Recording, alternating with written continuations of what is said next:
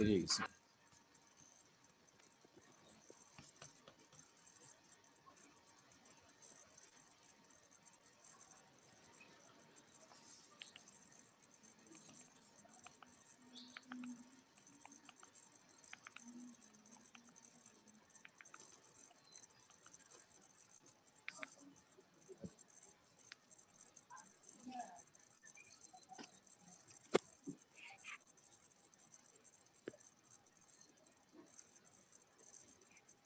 তোমাকে দেখতে পাচ্ছো? জি স্যার, দেখা যাচ্ছে। আচ্ছা, তাহলে আমরা সার্কুলেটিং ওয়াটার সিস্টেম চালু করলাম, শুরু করলাম। আমি সেদিন আমরা দেখাইলাম যে এফিসিয়েন্সির সঙ্গে কিভাবে হিট রিজেকশন, তোমরা সেকেন্ড ইয়ার পড়ে আসছো, থার্মোডাইনামিক্স সেকেন্ড ল। রিজেকশন ছাড়া কোনো আউটপুট নেই, রিজেকশন মাস্ট। এখন কি পরিমাণ রিজেকশন হবে ডিপেন্ডস অন এফিসিয়েন্সি। যত বেশি এফিসিয়েন্ট হবে তত কম হিট রিজেকশন হবে, যত কম এফিসিয়েন্সি হবে তত বেশি রিজেকশন। থাম্ব রুল হিসেবে আমরা মাথায় রাখবো যে অ্যাটলিস্ট 1 ইউনিট পাওয়ারের জন্য 1 ইউনিট রিজেকশন, যদিও এখানে quite optimised efficiency.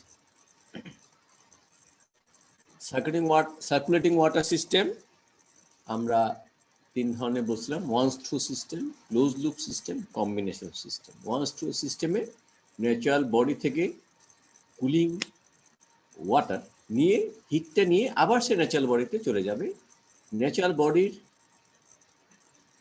Temperature, natural বডির ওয়াটার টেম্পারেচার সবচেয়ে কম, এর থেকে কম কখনোই হবে। সুতরাং এফিসিয়েন্সি সবচেয়ে বেশি হবে যখন তুমি ন্যাচারাল বডি থেকে। এটা ন্যাচারাল বডি T1 ঢুকলো, ঢুকে T1 প্লাস আর, এটাকে আমরা আর বলি, রেঞ্জ বলি। রেঞ্জটা আমরা পরে বিভিন্ন জায়গায় ইউজ করবো, like TTD, terminal temperature difference. এটা আমরা বেশ কয়েক জায়গায় বিভিন্নভাবে ইউজ করবো, এক এক জায়গায় একই রকম, মোরলেস সেট। এই রেঞ্জটা অ্যারাউন্ড 8 থেকে 14 ডিগ্রি সেন্টিগ্রেড, এটা একটু মাথায় রেখো। 8 থেকে 14 ডিগ্রি, কন্ডেন্সারে কুলিং ওয়াটার টেম্পারেচার বাড়ে 8 থেকে 14 ডিগ্রি, একটু মাথায় রেখো, 8 থেকে 14। ক্লোজ লুপ সিস্টেমে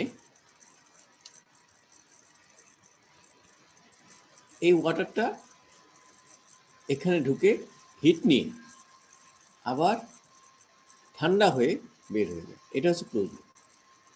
এখন তোমরা জানো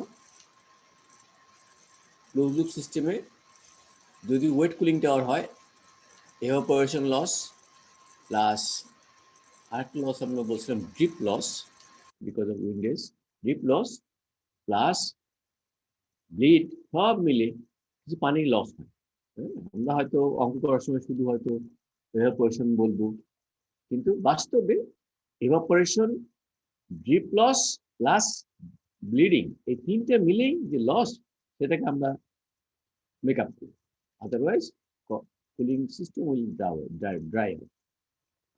তাহলে মনে রাখতে হবে ক্লোজ সিস্টেমে মেকআপটা মাস্ট, মেকআপ মাস্ট, এবং ক্লোজ সিস্টেমে ব্লিডিংও মাস্ট। কারণ পানি উঠে যাচ্ছে, পানির মধ্যে যে ময়লা সেগুলি কিন্তু থেকে যাচ্ছে। তাহলে যদি তুমি ব্লিড না করো, ময়লা জমতে জমতে জমতে একসময় ক্লগিং হয়ে একদম বন্ধ হয়ে যাচ্ছে।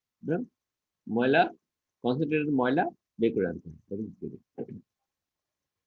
ব্লো ডাউন আর ব্লিড। আমরা মনে এই পর্যন্ত আসছিলাম, তাই না? আচ্ছা, তাহলে term blow down or bleed, all water sources contain various levels of dissolved or suspended solids. When water evaporates, এটা ওয়েট কুলিং টাওয়ারে ঘটে, ড্রাই কুলিং টাওয়ারে evaporation হয় না, ব্র্যাকেটে ওয়েট কুলিং টাওয়ার লেখা আছে। When water evaporates from the wet cooling tower, these solids are left behind, causing the solids remaining in the bulk cooling water to become more concentrated. If this is allowed to continue without limit, eventually the solubility of the dissolved solids is exceeded, resulting in the formation of mineral scale and sludge deposits in the condenser, tower fill and basin. Condenser টিউবের ভিতরে tower, cooling টাওয়ারের feel ম্যাটেরিয়ালের মধ্যে basin, যেখানে পানি যাবে। Concentrated solids can build up in the form of scale, causing blockage and corrosion to the cooling system materials. Also, multiplication of algae and other biological matter can lead to corrosion, plugging of film, and eventually collapse of film. Cooling tower যখন পড়াবো একটা হচ্ছে film type, একটা হচ্ছে splash type. Film মানে একটা সার্ফেসের মধ্যে দিয়া এইভাবে পানিটা পড়ে, দ্যাট ইজ ফিল্ম টাইপ। আর স্প্ল্যাশ টাইপ হচ্ছে এরকম এরকম করে পড়ে, এরকম করে পড়ে, ঝোরাঝুরি করে পড়ে। আমরা পরে একটা ফিল্ম ম্যাটেরিয়ালও সে ক্ষতি করে, বোঝা কথা। এসব ব্লিডিং করতে হবে, তাহলে makeup water that is lost from the cooling tower by evaporation happens in wet cooling tower, bleed and drip loss must be replaced with fresh source water, otherwise the tower would go dry. Makeup বলতে এই তিনটাকে বোঝায়, evaporation, bleed, drip loss. তো সবসময় drip লসটা বের করা যায় না, ডিফিকাল্ট টু ক্যালকুলেট। আমরা অঙ্ক করার সময় হয়তো শুধুমাত্র এভাপোরেশন দিয়ে বের করতে পানি, এয়ার কি পরিমাণ ময়েশ্চার নিয়ে ঢুকলো, কি পরিমাণ ময়েশ্চার নিয়ে বেরোলো, আমরা সাইক্রোমেট্রি চার্ট থেকে এয়ারের ফ্লুইড জানলে আমরা এভাপোরেশনে কি পানি চলে যাচ্ছে আমরা বের করতে পারি।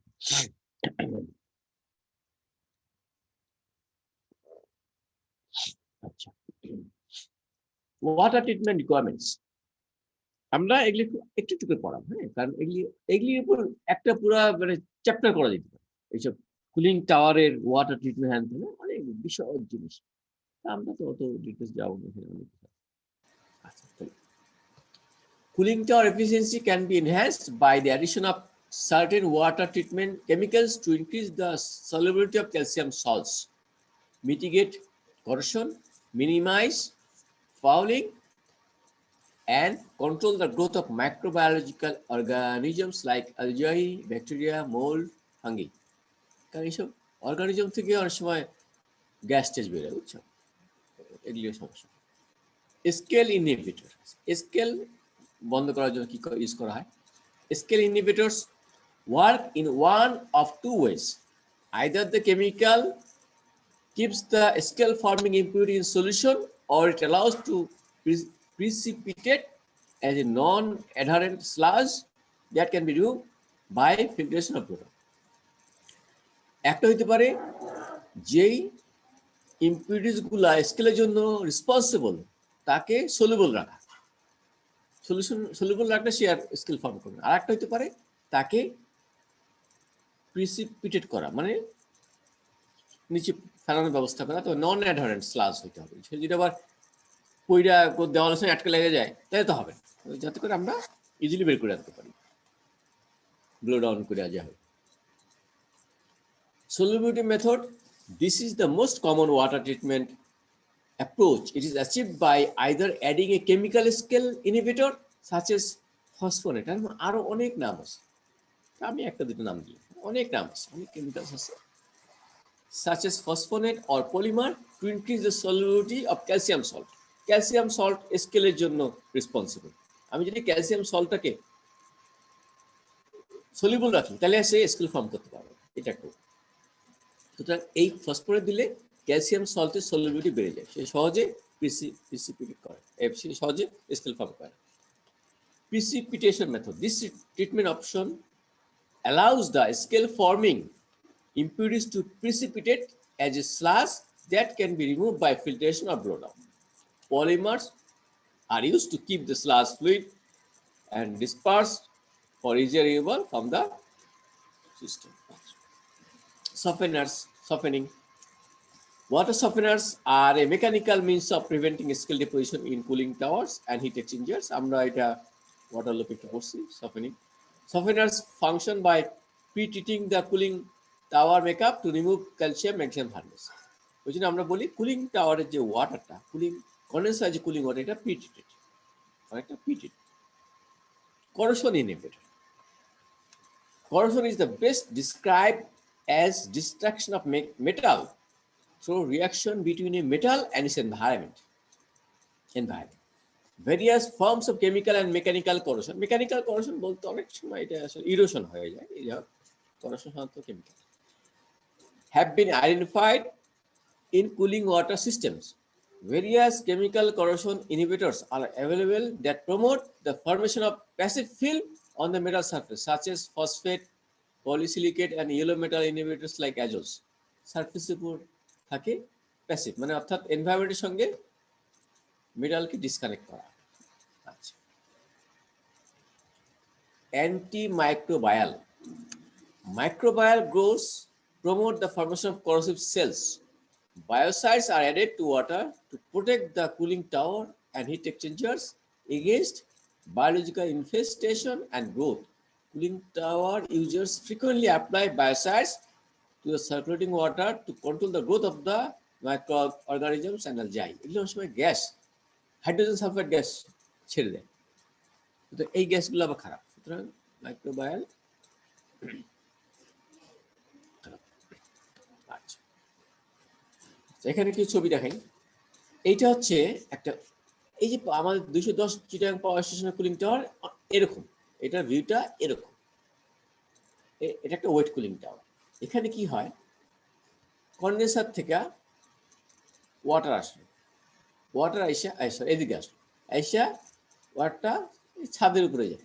আমরা এই ছাদে উঠছিলাম, ছাদের উপরে দেখবা যে অনেক ওই অ্যালজাই ম্যালজাই গাছটা আছে, হ্যাঁ, গাছ পানির মধ্যে এরকম এ করতেছে, কারণ উপরে সান আছে, পানি আছে, এগুলো তোমার সিমেন্টের ওয়াল, ইজিলি গাছটা হয়ে যায়। আচ্ছা, এখন অনেক সময় পানির ফ্লোতে ওগুলি উঠে যায়, শ্যাওলার মতো, হ্যাঁ, উঠে যায়, উঠে টিউব হয়ে যায়। আচ্ছা, এখন এখানে পানি আসে, গরম পানি আসার পরে এগুলি হচ্ছে ফিল। ফিলের কাজ হচ্ছে পানিটাকে, পানির সারফেস এরিয়া বাড়ানো। একটা হচ্ছে ফিল্ম টাইপ, একটা হচ্ছে স্প্ল্যাশ টাইপ। আচ্ছা, যাই হোক, এইদিক দিয়ে পানিগুলো পড়ে, আর এই যে ফ্যান দেখতেছো সব দিকে বন্ধ, শুধু এই দিক খোলা, এই দুই দিকে খোলা, এইদিকে বন্ধ থাকার কথা। আর সময় এখানকার দরজা থাকে ইন্সপেকশনে ঢোকার জন্য। তাহলে এয়ারটা আমার এইভাবে ঢুকে, এইভাবে ঢুকে, ঢুকে এইভাবে দেয়, এইভাবে। এই জন্য এইখানে কুলিং টাওয়ার এইখানে অনেক সময় সাদা সাদা, এগুলি আসলে হিউমিড এয়ার, ময়েশ্চার, হ্যাঁ, এটা একজন দেখতে বলছিল। তো এটা it's not connected to pollution. এখানে মেঘ, অনেকটা মেঘের মতন সাদা দেখবে, এগুলো আসলে water, highly humid hot air এই জায়গাটা আস্তে আস্তে উঠবে। তাহলে একটু ফ্যান থাকবে, তাহলে এদিক দিয়ে ওয়াটারটা পড়বে, ওয়াটারটা এখানে বেসিন থাকবে, এখান থেকে আবার নিয়ে আসবে। তাহলে এখন এইখানে যেহেতু এয়ারের সঙ্গে ওয়াটারে কন্ট্যাক্ট হচ্ছে, কিছু ওয়াটার চলে যায়। আবার এই যে বাতাস ঢুকতেছে দিক দিয়ে, অনেক সময় পানি প্রত্যেকে ধাক্কা খেয়ে এদিক পড়ে যায়। যদি এইসব এই যে লোভার আছে, লোভার সাধারণত দাও এইভাবে দিচ্ছে যাতে করে পানিটা এইদিকে না আসে, এসে ধাক্কা খেয়ে পড়ে যাবে। লোভারগুলো এরকম করে দিচ্ছে, এরকম করে দিচ্ছে।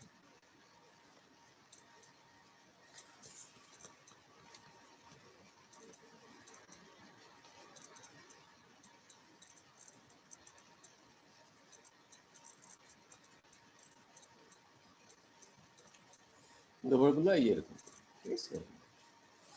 আচ্ছা,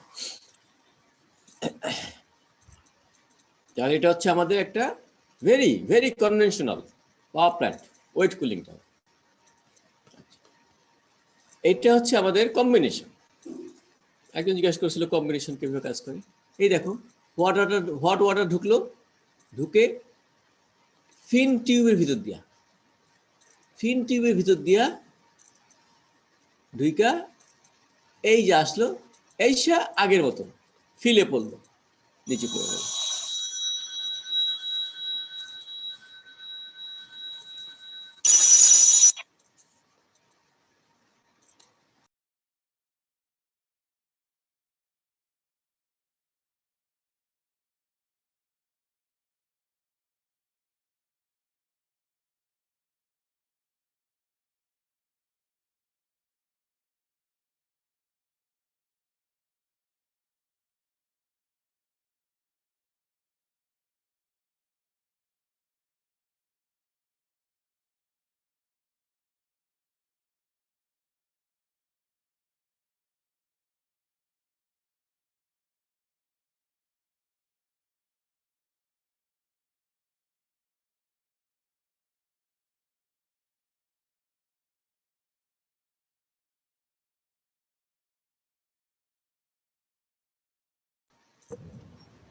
আচ্ছা সরি, কম্বিনেশন সিস্টেম, তাহলে এইখান থেকে একটু ঠান্ডা হইয়া তারপর এখানে পড়লো, এটা তো ওয়েট আগের মতন, দিস ইজ কম্বিনেশন।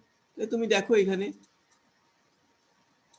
এই যে এখানে ড্যাম্পার ট্যাম্পার আছে, হ্যাঁ, লোবার আছে, তাহলে এটা হচ্ছে কম্বিনেশন। দুইটাই সিস্টেমই তুমি রাখলা, হ্যাঁ, দুইটাই রাখলা।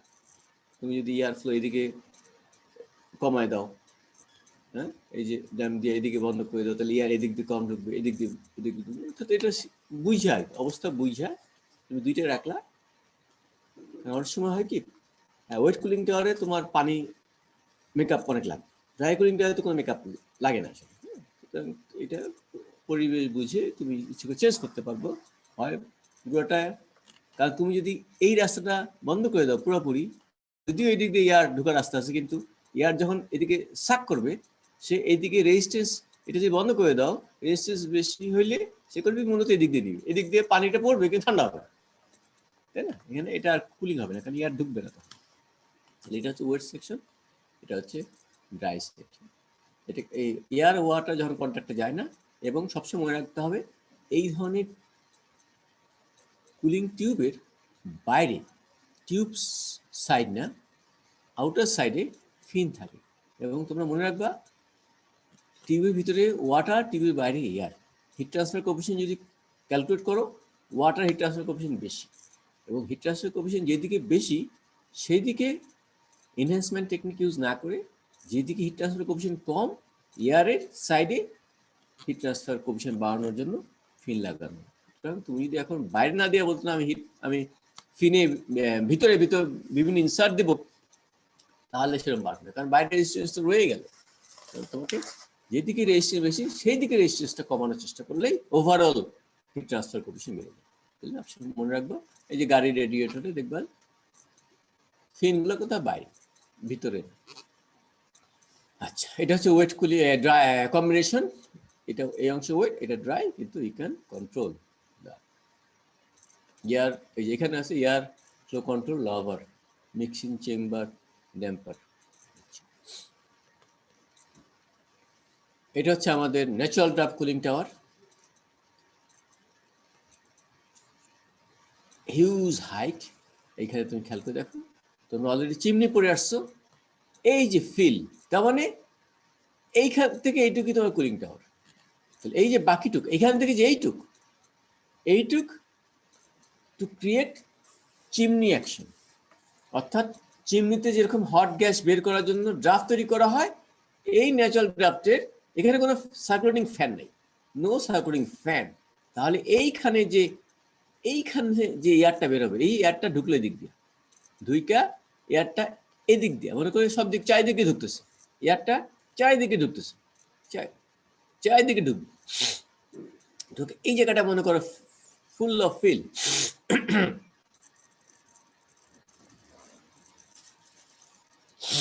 আচ্ছা, এই জায়গাটা ফুল অফ ফিল, তাহলে এয়ারটা ঢুকলো, ঢুকে এইখানে এয়ারটা হিট নিল, গরম হয়ে এই জায়গায় গেল, এইখান থেকে আমাদের আর একটা ক্যালকুলেশন, এখানে এয়ারটা গরম, বাইরের এয়ার ঠান্ডা, এই গরম আর ঠান্ডার জন্য এই এয়ারটা হট হিউমিড এয়ার উপরে উঠে যাবে, তার কোনো রাস্তা নেই, হালকা জিনিস উপরে উঠতে পারবে, উপরে উঠলে আবার নিচে ভ্যাকুয়াম হবে, এয়ার ঢুকবে। তো this is the circulation, natural draft. অর্থাৎ চিমনিতে যেভাবে হইল একই জিনিস, এখন যদি তোমার এইসব জায়গায় ছিদ্র হয়ে যায় তাহলে সমস্যা, ছিদ্র হইতে পারবে, এবং হিট লস যত কম হয়, যত বড় কুলিং টাওয়ার হয় ডায়ামিটার, তত হিট লস কম। তাহলে এখানে মনে করো hot water from the condenser is coming, এদিক দিয়ে এসে উপরে উঠে ফিল দিয়ে পড়বে, এদিক দিয়ে এয়ার ঢুকবে, এখানে এয়ারপোর্টিভ কুলিং এই জায়গাটাই হবে এয়ারপোর্টিভ, এটাকে আমরা বলি রেঞ্জ জোন। এখানে ফিল নাই, রেঞ্জ জোন। এইখানে আমাদের এখানে কিন্তু হিট ট্রান্সফার এবং থার্ড প্রশ্ন মাস ট্রান্সফার, হ্যাঁ, দুটোই হচ্ছে। এই যে ইভাপোরেশন কেন বলি, what is the difference between boiling and evaporation? Boiling এ স্যাচুরেশন টেম্পারেচারে যাওয়ার পরে একটা লিকুইড ভেপর হয়। আর ইভাপোরেশনে বিকজ অফ কনসেন্ট্রেশন গ্রেডিয়েন্ট, এই যে এয়ার ঢুকতেছে তার কনসেন্ট্রেশন কম, তার আরো নেওয়ার সুযোগ আছে, সুতরাং সে নিয়ে নেবে। That is evaporation. বয়েলিং ইভাপোরেশনের পার্থক্য। তাহলে এখানে hot air, hot humid air বেড়ে চলবে। কোল্ড বেসিন, এখানে আরেকটা বিরাট লেক, নাম বলে হ্যারিস লেক, এইখানে জমা করতে পারো, যদি বাড়তি লাগে আবার এখানে যাবে। এইটা অ্যাকচুয়ালি এইটা আমাদের সাইড, এখানে যাবে কনডেন্সার হয়ে এখানে আসবে। তাহলে এখানে একটা ওয়াটারের একটা ব্যালেন্স, এখানে এয়ার একটা ব্যালেন্স, তাই না? এনার্জি ব্যালেন্স করবো, আমরা মাস ব্যালেন্স করবো। মনে রাখতে হবে এইখানে ওয়াটার যেটা ঢুকে আর এখানে যেটা ওয়াটার বের হয়, হ্যাঁ এখানে তো আমরা সমান করে বের করতেছি, কিন্তু বাস্তবে এইখানে এখানে ঢোকার মধ্যে পার্থক্য হইল মেকআপ। That is makeup. অর্থাৎ হোয়াট ইজ মেকআপ? হয়তো আমরা বলবো এয়ার যে পরিমাণে ময়েশ্চার নিয়ে ঢুকলো, যে পরিমাণে বের হলো, দুটো যে পার্থক্য, দ্যাট ইজ মেকআপ। কারণ আমরা অনেক সময় ডিপ লস, ব্লো ডাউন এলি ক্যালকুলেশন আনি অঙ্ক করার সময়। অঙ্ক করার সময় শুধুমাত্র এভাপোরেশন লস থেকে আনি, ভেরি ইজিলি ক্যালকুলেট, কারণ আমাদের ডাটা আছে। এই যে কুলিং টাওয়ার, এই কুলিং টাওয়ার তো সর্বত্র দেখবে, বিভিন্ন ইন্ডাস্ট্রিতে এই কুলিং টাওয়ার এই দিক দিয়ে ঢুকে, এইসব কুলিং টাওয়ার, হ্যাঁ খুব ইজি, কিন্তু আমরা কিন্তু তৈরি করতে পারছি, খুব ইজি জিনিস। এই বাইরে এগুলো সব ফাইবার গ্লাস দিয়ে তৈরি করা, হালকা শক্ত মজবুত।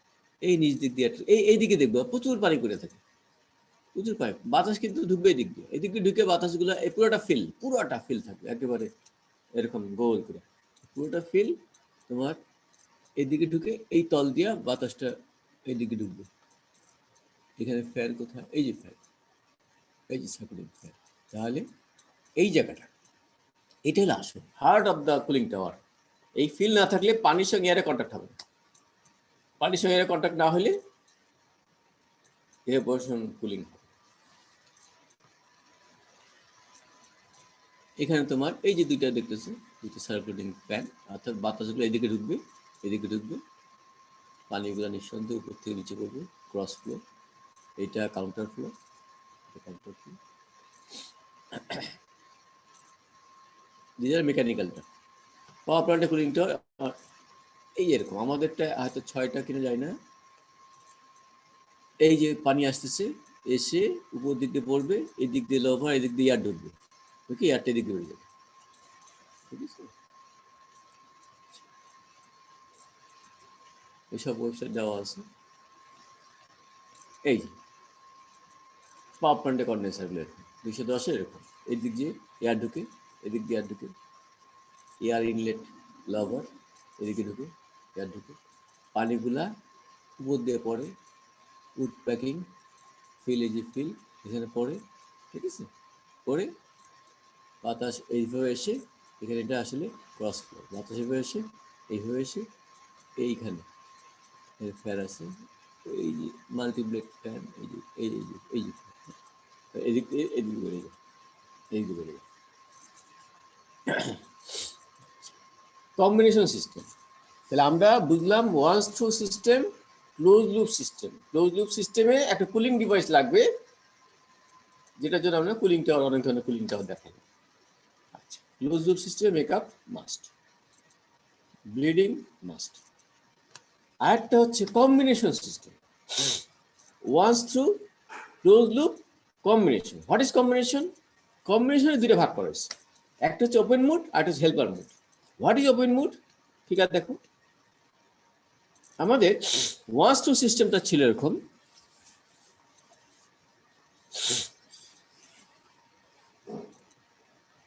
এখান থেকে শুরু করিয়া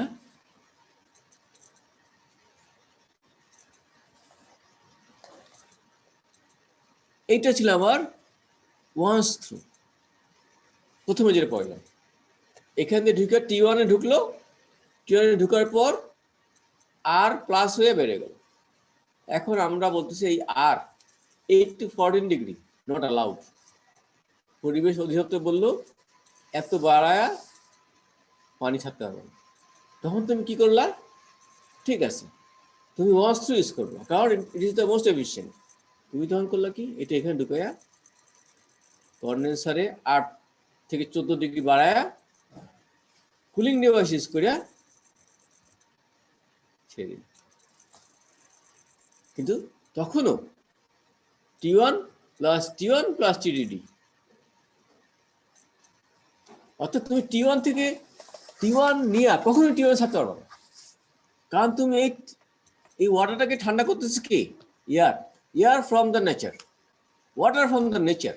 তাহলে এই water from the nature, air from the nature heat নিলা, এটা কখনো T1 আনতে হবে। আনতে গেলে তোমার রেফ্রিজারেশন সিস্টেম ইউজ করতে হবে, দ্যাট ইজ নট পসিবল। তাহলে এই TDD, এটাও TDD, টার্মিনাল টেম্পারেচার ডিফারেন্স, মনে করো 2-3 ডিগ্রি অ্যালাউড। ওকে, তাহলে এটাকে আমরা বলি ওপেন মোড। তাহলে এটা কম্বিনেশন সিস্টেম ওপেন মোড, অর্থাৎ আমি ওয়ান্স টু ইউজ করবো, কিন্তু এনভায়রনমেন্টাল পলিসিকে মিট করতে গিয়ে আমাকে ঠান্ডা করে ছাড়তে হলো। ওয়ান্স টু সিস্টেমে আমি ছাড়তাম আর প্লাসে, এটা নট অ্যালাউড হওয়াতে আমাকে এখন ঠান্ডা করে ছাড়তে হলো TDD ইজ অ্যালাউড। এটা তোমাকে বলে দেবে, তুমি 3 ডিগ্রিতে ছাড়তে পারবা, 4 ডিগ্রিতে ছাড়তে পারবা। বুঝা গেল? when open mode necessary, তাহলে ওপেন মোড কখন নেসেসারি? প্রশ্ন আসলে কি লিখবা? ফয়সাল, ইয়াসিন ফয়সাল। জি sir. Open mode, when open mode necessary, মানে আমরা কখন ওপেন মোড মানে প্রয়োজন করব, অনুভব করব, when it is necessary।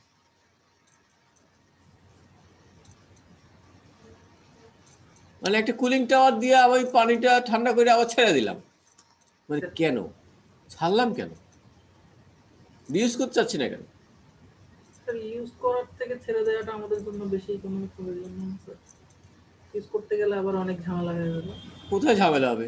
তুমি এই যে আবার পানি ঢুকাচ্ছ, তাই না? আবার নতুন পানি ঢুকাচ্ছ, এই পানিটা তো একটু হলেও ক্লিন করতে হবে, তাই না? এখন তুমি এই যে পানিটা ঢুকায়া ঠান্ডা করে ছাড়লা কেন? তুমি এমনি ছেড়ে দিতা, ঠান্ডা করে আবার ছেড়ে দেওয়ার কি দরকার? ঠান্ডা করে তো আমাকে আবার ইউজ করে যেতে পারতো, আমি ঠান্ডা না করিয়া ছেড়ে দিলাম।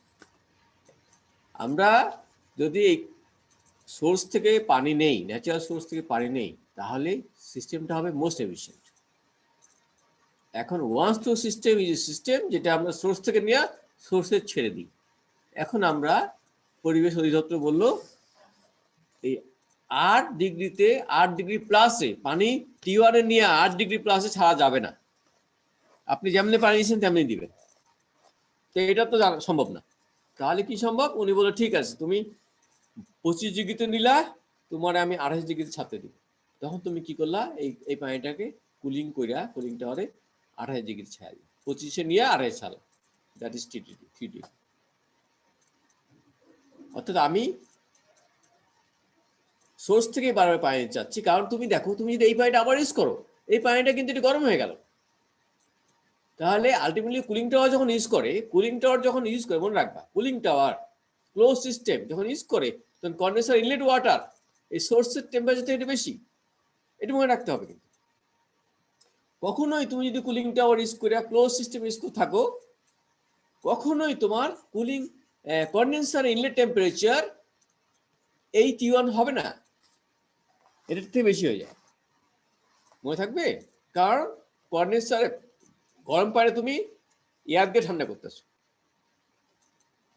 তাহলে এই এয়ার দিয়ে ঠান্ডা করলে অবশ্যই তার একটু উপরে থাকবে। ওই জন্য কুলিং টাওয়ার যদি তুমি ইউজ করো ক্লোজ সিস্টেম, কখনোই তুমি T1 এ কন্ডেন্সার ইনলেট দিতে পারবে না, তাহলে এফিসিয়েন্সি একটু কমে গেল। ওই এফিসিয়েন্সির জন্য আমি একেবারে এখান থেকে পানি নেব, কোনো কারণে পানি খুব ভালো, কোনো ময়লা নাই, ক্লিন পানি, বিরাট লেকের মধ্যে পানি আছে, আমি ক্লিন পানি নিব, সুতরাং আমার কোনো কিছু দরকার নেই। কিন্তু আমি যখন আবার ছাড়বো, ওই লেকে মাছও দিয়ে রাখছি, সুন্দর সুন্দর গাছও আছে, আমাকে ওই আরে ছাড়া যাবে না, প্লাস আরে ছাড়া যাবে না, ওই এটা আমাকে কম্প্রোমাইজ আসতে হবে। ওই জন্য আমি কুলিং টেস্ট করছি। বুঝা গেল ফয়সাল? স্যার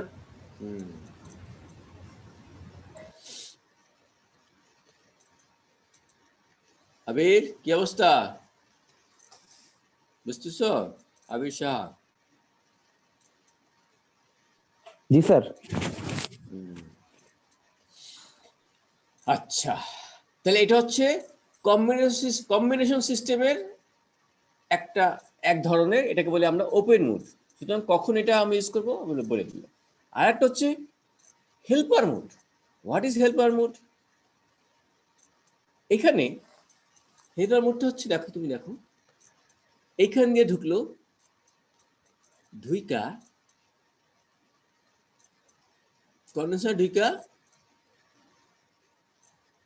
T1 প্লাস আর নিয়ে বেড়ে গেল।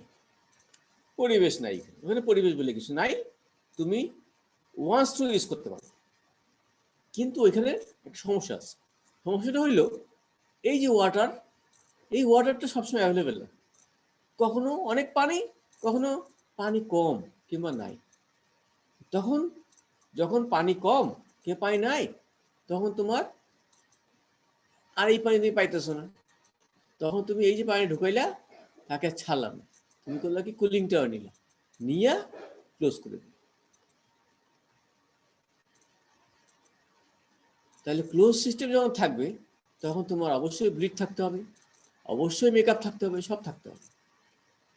তাহলে মেকআপ যদি থাকতে হয়, পানি তো থাকতেই হবে। মনে করো কোনো কারণে পানির অ্যাভেলেবিলিটি কমে গেল, তখন তুমি কি করলা, যদি এইটাও না থাকে, যদি এই মেকআপ এটাও তুমি যদি না পারো, তখন তোমাকে অন্য সিস্টেমে চলে যেতে হবে, তোমাকে যেতে হবে ড্রাই কুলিং টাওয়ার। তাহলে এইটা একেবারে এইখানকার সোর্স জিরো হইতে পারে, সোর্স কম বেশি হবে কোনো কারণে, কখনো ওয়ান্স থ্রু, কখনো close. That is helper mood.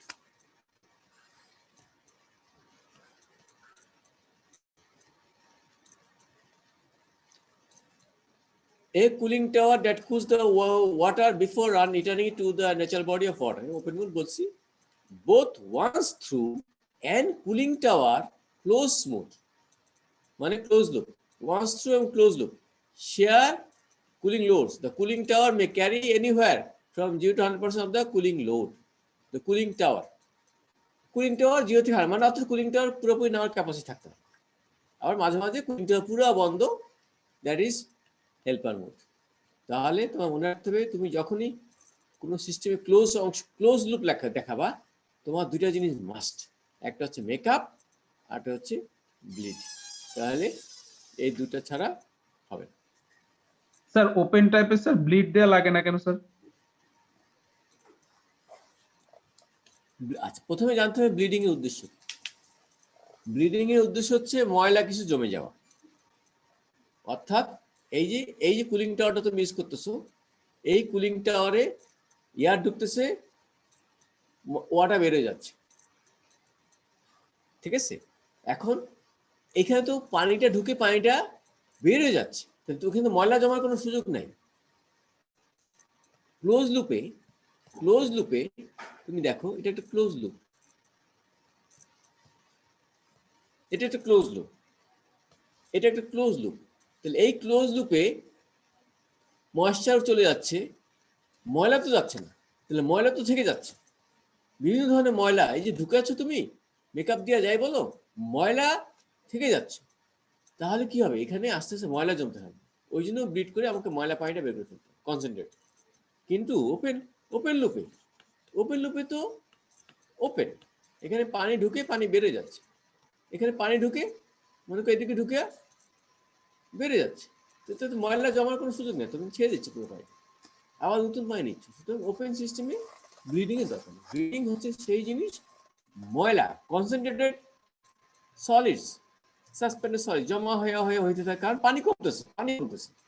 ওপেনে তো পানি কমতেছে না, ওপেনে তো কখনো পানি কমতেছে না, তুমি যার দরকার তাই ঢুকাচ্ছ, যা দরকার তাই ঢুকাচ্ছ। এখানে হ্যাঁ, এখানে যে পরিমাণ পানি ঢুকতেছে, এখানে সেই পরিমাণ পানি বের হচ্ছে না, কারণ কিছু পানি এয়ারে চলে যাচ্ছে, তাহলে এটা কম। কিন্তু ঢুকাচ্ছি তো আমি যা যা রিকোয়ার্ড। এটা কন্ডেন্সার যে পরিমাণ কুলিং ওয়াটার রিকোয়ারমেন্ট আমি হিসাব করছি, সেটাই ঢুকছে। বোঝা গেল কি? জি স্যার। স্যার আমার যে ব্লিডটা আছে, এটা কি আমি মানে কোনো লেক বা ন্যাচারাল সোর্সে ছেড়ে দিব ব্লিড যেটা? আইডিয়ালি তো সেখানেও ব্যাপার থাকতে পারে, এটা রেগুলেশনস বলে। আমরা তো পাওয়ার প্ল্যান্টের ব্লিডের সময় বলছিলাম ব্লো ডাউনের সময় অনেকটা ব্লিড একই জিনিস, ওটা আবার ক্লিন করে আর ইউজ, কথা বুঝছো না? এখন এটা পলিসির উপর নির্ভর করছে, কারণ এটাও তো একটা বেশ পার্সেন্টেজ, ভালোই পার্সেন্টেজ। এটাও যদি ময়লা পানি ছাড়তে থাকো, পরিবেশ, ওই যে বললাম না যে সুন্দর লেক, ওই লেকের নিচে তুমি ছাড়তে দেবে, ডিপেন্ডস কোথায় তুমি ছাড়বা। হ্যাঁ, নদীর মধ্যে যদি ছেড়ে দাও সমস্যার কথা না, তারপরেও এই যেমন এই দেখো, এটা টেম্পারেচার হওয়ার কথা T1+R, আর যদি নট অ্যালাউ না করে, তাহলে তোমাকে কিছু একটা করতে হবে, তো হয় কোথাও রেখা ক্লিন করিয়া ঠান্ডা করিয়া। হ্যাঁ, এটা পরিবেশের উপর নির্ভর করছে, ঠিক আছে? আমরা কতটুকু মানতেছি সেটা একদম সরজমিনে গেলে বোঝা যাবে। যেমন গার্মেন্টসে আজকাল আমাদের টেম্পারেচার একটা ফ্যাক্টর, গার্মেন্টসে যখন ছাড়া হচ্ছে ঠান্ডা করে ছাড়া হচ্ছে, পিএইচটি সবই ছাড়া হচ্ছে, খালি রংটা একটু থাকতেছে, তো ওরা বলছে রং নিয়ে সমস্যা নেই, মানে না কুলিং টাওয়ার না, মানে যে কোনো ওয়াটার যখন এফ্লুয়েন্ট হিসাবে ছেড়ে দিচ্ছে, ওরা নিজেরা ট্রিট করে ছাড়তেছে, যেটা ছাড়তেছে সেটা কিন্তু একদম পানি না, দেখবে যেটা মধ্যে রং আছে, ওরা বলছে রঙের মধ্যে সমস্যা নেই। এরকম এক একটা জায়গার পলিসি এক এক রকম। স্যার এখানে স্যার বলো। পানিটা যখন মানে ইনলেট করার সময় এটা কি কোনো মানে ইয়ে ট্রিট করে দিতে হয় কিনা? ট্রিট, হ্যাঁ, প্রি-ট্রিটেড। নরমালি আমরা প্রি-ট্রিট বলি, প্রি-ট্রিটমেন্ট। এটা সোর্সের উপর নির্ভর করতেছে, ডিপেন্ডিং অন দ্য সোর্স। তবে আমরা যেমন পাওয়ার প্ল্যান্টে বয়লারে ডিমিনারালাইজড ওয়াটার ইউজ করি, এখানে কখনো ডিমিনারালাইজ না, এখানে আমরা বলি প্রি-ট্রিটেড। বললো না পানির মধ্যে কাদা টাদা থাকলে, গাছ টাছ থাকলে আমরা পরিষ্কার করে দেবো, আদারওয়াইজ কন্ডেন্সার টিউবগুলা 1 ইঞ্চি টিউব, এগুলির ভিতরে ময়লা জমে যাবে, তো একটু ট্রিট করতে হয়, প্রি-ট্রিট। ওই বয়লারের ওয়াটারের মতো ট্রিটমেন্ট না, আমরা বলি pre-treated, depends on the source of water. তাহলে স্যার মানে মিনারেল থাকলে এটা কি স্যার কন্ডেন্সার টিউবের স্যার মানে ওখানে রিঅ্যাকশন করে ওটা কি ক্ষয় করবে না? হ্যাঁ, ওটা তো ওই জন্য কিছু সিস্টেম তো বললাম, কিছু কেমিক্যাল দেওয়া হয়, কিন্তু অতটা না, কথা বুঝছো না? বয়লিং ওয়াটারে, বয়লারে ওয়াটার বয়েল হয়, বয়েলিং, ওখানে হাই টেম্পারেচার, এখানে হচ্ছে স্টিম, সরি, এখানে হচ্ছে ওয়াটারটা হিট হয়, এখানে কিন্তু বয়েলিং হচ্ছে না, কুলিং ওয়াটার কিন্তু বয়েলিং হচ্ছে, সিঙ্গেল ফেজ। তো এখানের স্কেলিং ওইখানে এক না, একটা সারফেসের উপর পানি আছে, পানিটা ভেপর হয়ে গেল, সেখানে যে স্কেল, আর এখানে একটা সারফেস, এই সারফেসের উপর ওয়াটার যাচ্ছে, হিট ট্রান্সফার হচ্ছে, সিঙ্গেল ফেজ। দুইটার তোমার কি বলে ফাউলিং তো এক না, এটা ফাউলিং কম। এখন এই টিউবের মধ্যে যদি বয়েলিং হইতো, তাহলে তো আরো ভালো পানি ইউজ করতে। ওয়াটার তো হ্যাঁ, আমরা পরে দেখাবো, বয়েলিং হইতে পারে, পানি না, অন্য কোনো কিছু, রেফ্রিজারেন্ট।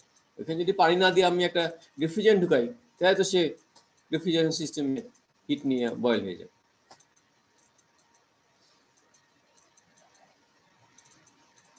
বুঝা গেছে sir?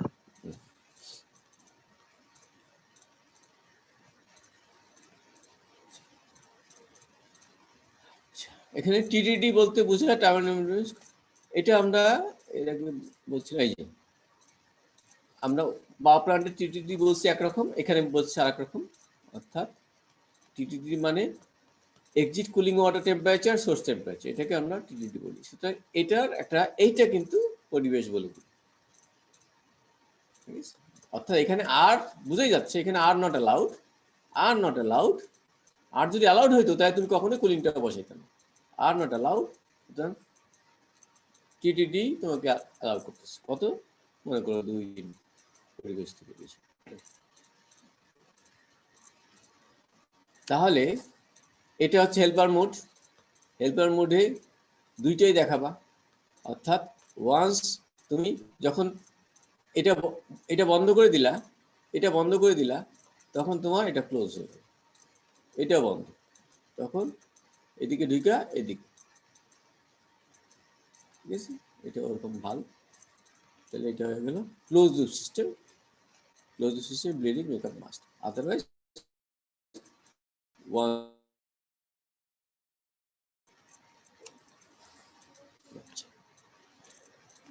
use when water supply may be unreliable. কোনো কারণে সাপ্লাই আনরিলায়েবল, তখন তুমি কি করবা? এটা ইউজ করবে। কম বেশি মানে এক, কিন্তু মনে রাখতে হবে যদি কখনো একেবারে শূন্য হয়ে যায় ওয়াটার সোর্স, তখন কিন্তু তোমার এই নিচে চলে আসতে হবে dry cooling tower. River temperature limitation during certain period, temperature limitation, কোনো কারণে রিভার টেম্পারেচার উঠানামা করতেছে, তখন তুমি ইউজ করতে হবে। সুতরাং এটা একটা সিস্টেম থাকলো, দুইটাই থাকলো, ওয়ান্স ট্রু থাকলো, ক্লোজ লুপও থাকলো। যখন যেটা দরকার আমি তখন সেটা ইউজ করবো। যখন আমার মনে হচ্ছে যে পানি কোনো কারণে গরম হয়ে গেছে, আমি তখন ক্লোজ লুপে চলে যাবো। কিন্তু স্টিল ইয়াদ দেওয়া, মানে গরমটা কিসের জন্য হলে বুঝতে হবে, যাই হোক, তখন আমরা ক্লোজ লুপে চলে যাবো। আচ্ছা, আমরা জাস্ট ড্রাই কুলিং টাওয়ারটা শুরু করে দিয়ে আজকে ছেড়ে দিই। Dry cooling tower is one in which the circulating water, এই অবলিকটা আমি এই মুহূর্তে বলতেছি না, পরে বলবো। Dry cooling tower, cooling tower definition হচ্ছে কুলিং টাওয়ার ওয়াটারকে কুল করে এয়ার দিয়ে, that is cooling tower. Normally that is cooling tower. এর ব্যতিক্রম দেখবো আমরা ওই মুহূর্তগুলি আলাপ করি। কিন্তু নর্মালি কুলিং টাওয়ার বলতে বোঝায় ওয়াটারকে কুলিং ওয়াটার, হট কুলিং ওয়াটারকে ঠান্ডা করবা বাই ইয়ার, হয় কন্ট্যাক্টে, এয়ারে কন্ট্যাক্টে, কিংবা এয়ারের কন্ট্যাক্ট ছাড়া। এয়ারে যদি কন্ট্যাক্ট হয় ওয়েট কুলিং টাওয়ার, ওয়াটার যদি এয়ারে কন্ট্যাক্ট না হয় ড্রাই কুলিং টাওয়ার। মনে থাকবে? If past of in tubes over which the cooling air pass. Normal dry cooling টাওয়ারে টিউবের ভিতর দিয়া হট ওয়াটার, টিউবের বাইরে দিয়া ইয়ার, এবং এই ইয়ারটা এবং টিউবের বাইরেটা fin tube, that is dry cooling tower. এই এক্সস্ট সিস্টেমটা পরে আসতেছে। Advantage, less expensive to maintain, do not require large amounts of chemical additives and periodic cleaning. এখানে যেহেতু ওয়াটার এয়ারে কন্ট্যাক্ট হচ্ছে না, ফিল নাই, ফিল ক্লিনিং করতে হয়, হ্যান ত্যান, এক্সপেন্স কম, less expensive to maintain, chemicals additives লাগতেছে না, পিরিয়ডিক ক্লিনিং লাগতেছে না। Disadvantage, not as efficient as evaporative cooling. Evaporative cooling যে পরিমাণ এফিসিয়েন্ট, এটা কখনোই সেরকম হবে, কারণ এখানে শুধু সেন্সিবল কুলিং কাজ করতেছে। আর ওয়েট কুলিং টাওয়ারে sensible cooling plus evaporative cooling, এখানে only sensible cooling. High back pressure, cooling টাওয়ারে যদি ভালো মতো কাজ না করে আস্তে আস্তে টেম্পারেচার বাড়বে। হায়ার ব্যাক প্রেশার মানে টারবাইনের পরের প্রেশারটা, কন্ডেন্সারের প্রেশার। লোয়ার এফিসিয়েন্সি, তোমরা জানো কন্ডেন্সার প্রেশার যত উপরে উঠবে তত এফিসিয়েন্সি কমবে, হিট রিজেকশন তত বাড়বে। অলরেডি প্রথম অংশে দেখা গেছে। তাহলে তুমি যে ড্রাই কুলিংটা ইউজ করো, মাঝে মাঝে ইউজ করতে বাধ্য, কারণ পানি নাই, কি করবা? তখন তুমি ড্রাই কুলিং চলে যাবা। সুবিধা আছে, অসুবিধাও আছে। আজকে একটু থাক। আচ্ছা স্যার। এরপরে কার ক্লাস? এরপরে স্যার রাজ্জাক স্যারের ক্লাস। রাজ্জাক স্যার, ঠিক আছে, 10 মিনিট ছুটি দিলাম। আচ্ছা স্যার, আসসালামু আলাইকুম স্যার। আসসালাম। আসসালামু আলাইকুম।